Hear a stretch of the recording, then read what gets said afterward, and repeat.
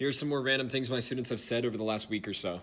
I overheard two students talking, and one of them said, "I was born at a very young age." Correct.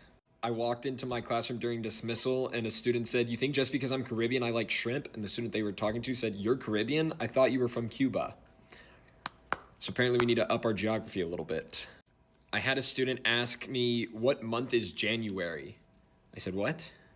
They said, like, "What number month is January?" And I thought in my head of all the ways this could possibly be a 6-7 joke, and they just genuinely didn't know. I said, "1?" And they went, "Oh." We've made our way to the Civil War and the causes of it, at least. And I asked the class, "Does anybody know who John Brown was?" And one student said, "I know who John Mayer is." All right. Similarly, we were talking about John Brown, and we read a secondary source that was debating whether or not John Brown constituted as a terrorist or not.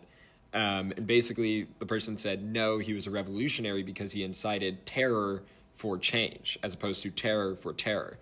And I asked my students if they agreed or disagreed with the author. And one of my students said, "I agree because terrorists," and there was a really long pause. And then she said, "are bad." And that made me laugh, unfortunately.